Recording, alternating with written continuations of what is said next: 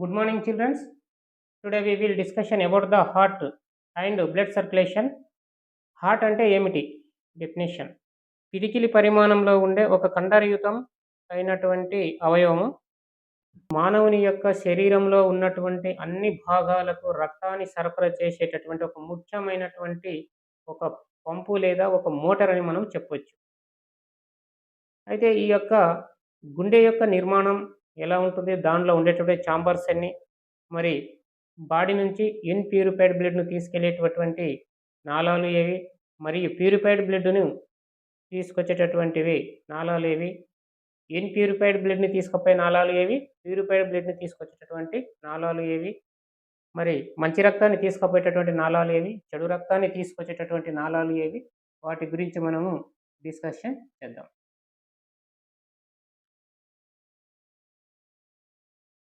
రక్తాన్ని గుండెని తీసుకున్నట్లయితే ఈ గుండెలో 4 భాగాలు ఉంటాయండి. 4 ఛాంబర్స్ ఉంటాయి. అయితే పై 2 వాటిని కర్ణికలు అని, కింది 2 వాటిని జఠరికలు అని అంటారు. పై 2 వాటిని కర్ణికలు, కింది 2 వాటిని జఠరికలు అంటారు. అయితే ఈ జఠరికలు ఎక్కడుంటాయి, కర్ణికలు ఎక్కడుంటాయి, వాటి గురించి తెలుసుకుందాం. కర్ణికలు అనేటువంటివి ఈ హార్ట్ యొక్క పై భాగంలో కర్ణికలు ఉంటాయి, కింది భాగంలో జఠరికలు అనేటువంటివి ఉంటాయి.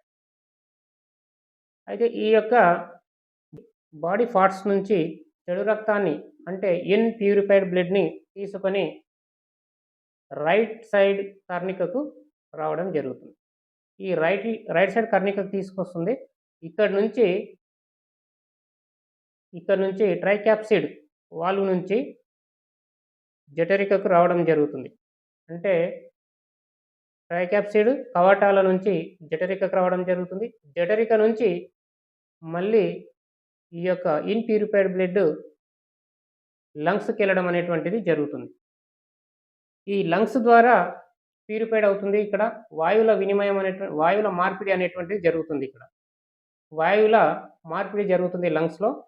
వాయువుల మార్పిడి జరిగినప్పుడు ఇక్కడ కార్బన్ డయాక్సైడ్ అనేటువంటిది, ఈ కార్బన్ డయాక్సైడ్‌ను కార్బాక్సీ హిమోగ్లోబిన్‌గా ఉన్నటువంటి రక్తము ఆక్సీ హిమోగ్లోబిన్‌గా మార్పు చెందడం జరుగుతుంది.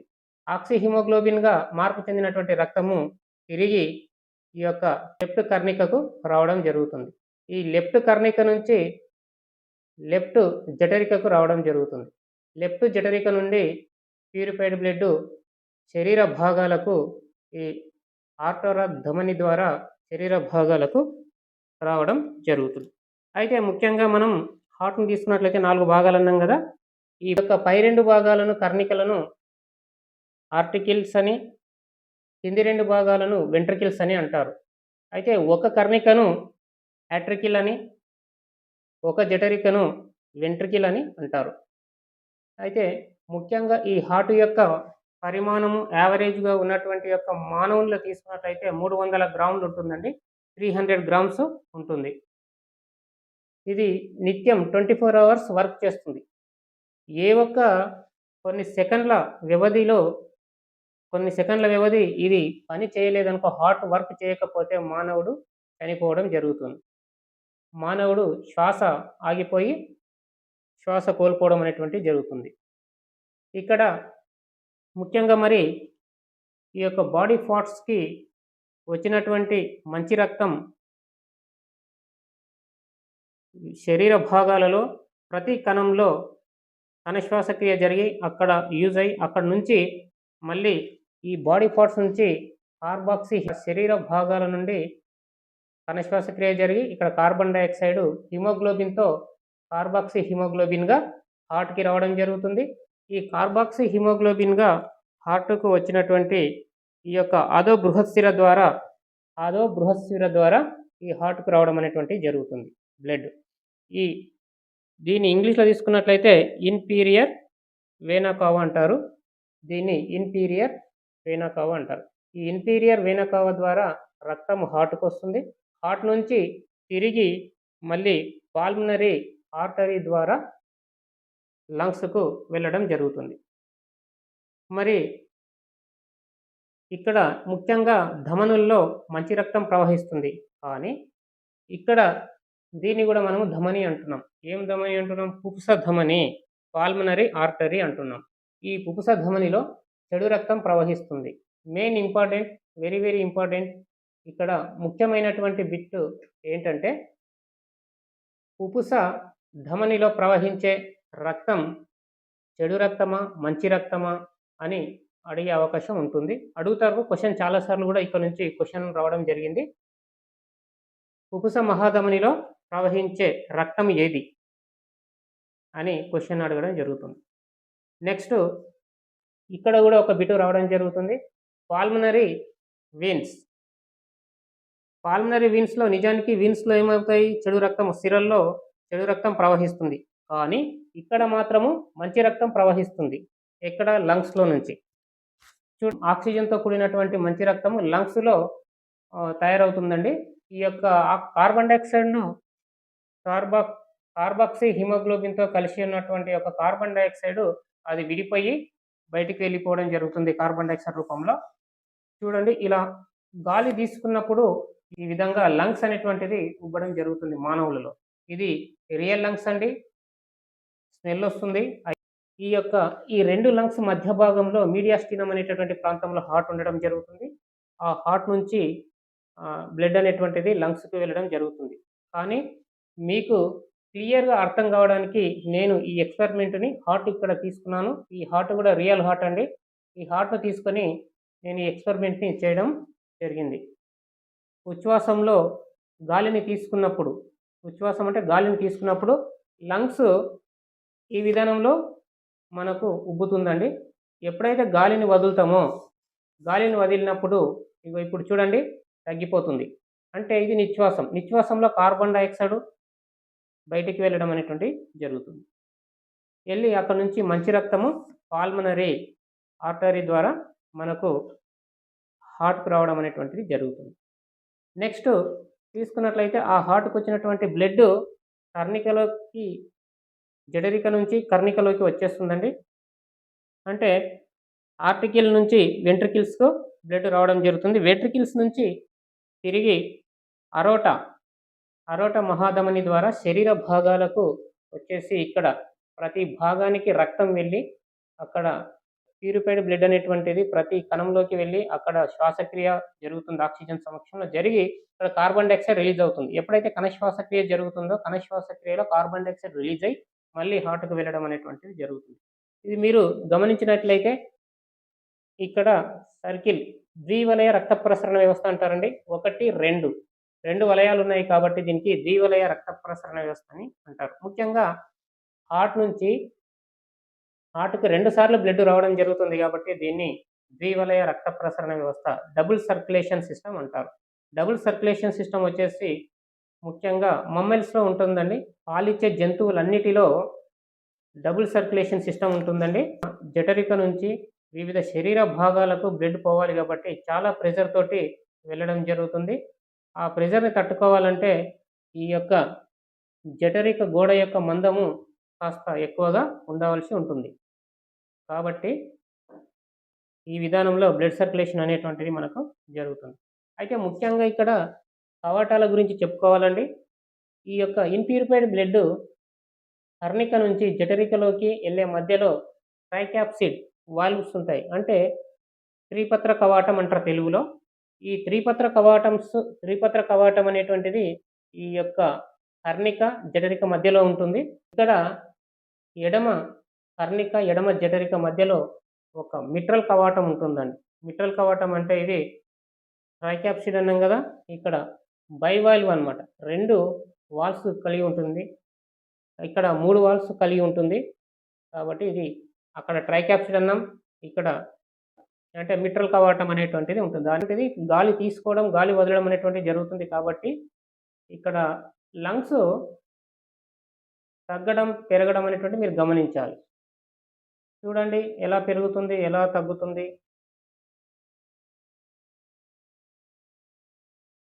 అంటే హార్ట్ నుంచి ఇన్‌ప్యూరిఫైడ్ బ్లడ్ లంగ్స్‌కి వెళ్తుంది.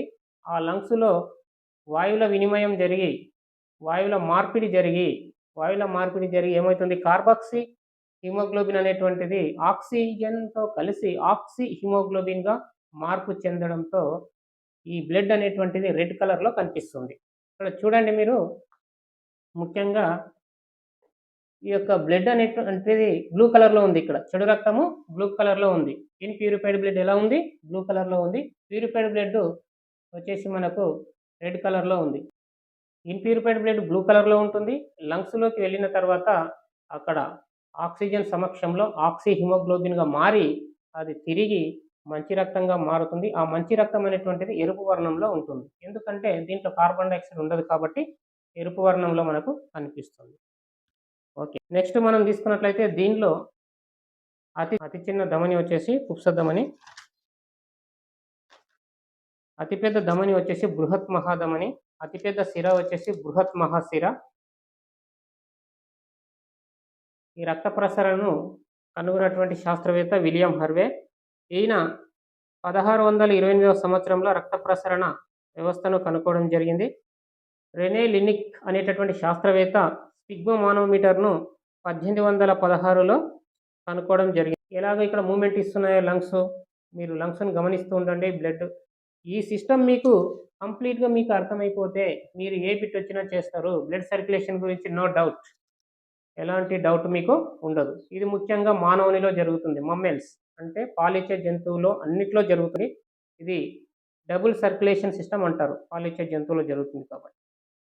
అయితే నెక్స్ట్ హృదయ స్పందన, నాడీ స్పందన సమానంగా ఉంటుంది. హృదయ స్పందన వచ్చేసి నిమిషానికి 72 సార్లు ఉంటుందండి. నాడీ స్పందన కూడా నిమిషానికి 72 సార్లు ఉంటుంది. నుంచి బ్లడ్ను ప్రతి కణానికి పంపిస్తుంది, అంటే ఆక్సిజన్తో కూడినటువంటి బ్లడ్ను పంపిస్తుంది. కానీ మరి హార్ట్ పనిచేయాలంటే రక్తం కావాలి కదా, దానికి కూడా గ్లూకోజ్ అవసరం కదా. అంటే మరి వేటి ద్వారా సరఫరా అవుతుంది? మెయిన్ పాయింట్ అండి, ఇది చాలా వెరీ వెరీ ఇంపార్టెంట్ పాయింట్, ఇక్కడ మీరు గమనించాలి. అయితే ఈ యొక్క ఖండరహితమైనటువంటి హార్ట్ పనిచేయాలంటే ముఖ్యంగా కరోనరీ ధమనులని మీరు వినుంటారు. కరోనరీ ధమనులు, కరోనరీ సిరలు అని ఉంటాయండి. ఈ సన్నగా లోపల అతుకొని ఉంటాయి. ఈ కరోనరీ ధమనుల ద్వారా మంచి రక్తం అనేటువంటిది ప్రవహిస్తుంది. కరోనరీ ధమనులు పనిచేస్తాయి. ఈ కరోనరీ ధమనుల ద్వారా మంచి రక్తం వెళ్ళడంతో అది ఈ యొక్క హార్ట్ అనేటువంటిది అక్కడ ఆక్సిజన్తో చర్య నుండి గ్లూకోజ్ను వినియోగించుకోవడం జరుగుతుంది. గ్లూకోజ్ను వినియోగించుకోవడంతో శక్తి రిలీజ్ అవుతుంది.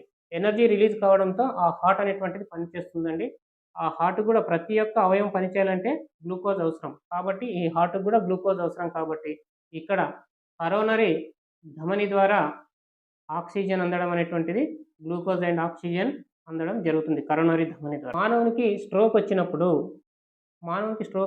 ఈ కరోనరీ ధమనుల్లో కొవ్వు పేరుకపోవడంతో ఫ్యాట్, కొలెస్ట్రాల్ ఎక్కువ తీసుకున్నప్పుడు కొవ్వు పేరుకపోవడంతో కరోనరీ ధమనుల్లో, మెయిన్ ఈ ధమనుల్లో కాదండి, ఈ ధమనుల్లో పెద్ద ఎఫెక్ట్ పడదు.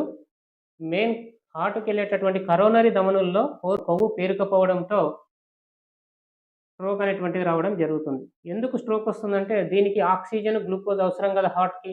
ఆ గ్లూకోజు, ఆక్సిజన్ అందనప్పుడు ఈ వర్క్ కరెక్ట్గా చేయదు. వర్క్ చేయనప్పుడు ఇంకా కాస్త తగ్గింది అనుకోండి, ఆక్సిజన్ ప్లస్ గ్లూకోజ్. అంటే ఇప్పుడు బ్లడ్ వెళ్తేనే మనకు ఆక్సిజన్ వెళ్తుంది. ఆక్సిజన్ వెళ్తేనే అక్కడ శ్వాసక్రియ జరిగి ఎనర్జీ రిలీజ్ అవుతుంది. ఎప్పుడైతే బ్లడ్ హార్ట్కి వెళ్ళడం తగ్గిపోతుందో ఆటోమేటిక్గా హార్ట్ ఆగిపోవడం జరుగుతుంది. దీన్ని స్ట్రోక్ అంటారండి, హార్ట్ అటాక్ అంటారు. దీన్ని ఏమంటారు? హార్ట్ అటాక్ వచ్చిందంటారు, మరణం సంభవిస్తుంది. ఇంకొకటి మీరు గమనించవలసిన విషయం ఏమిటంటే, ఎప్పుడైనా కొలెస్ట్రాల్ ప్లస్ ఆల్కహాల్ అంటే ఫ్యాట్కి సంబంధించి కానీ ఆల్కహాల్కి సంబంధించింది కానీ ఎక్కువ తీసుకున్నట్లయితే, ఈ ఆల్కహాల్, ఫ్యాట్తో కూడినటువంటి నాన్ వెజ్ కానీ ఇంకా ఇతర పదార్థాలను తీసుకున్నట్లయితే తొందరగా కరోనరీ ధమనుల్లో కొవ్వు పేరుకపోవడం అనేటువంటిది జరుగుతుంది. ఈ గుండెను ఆవరించి 2 పొరలు ఉంటాయండి, వీటినే పెరికార్డియల్ మెంబ్రేన్ అంటారు కదండి.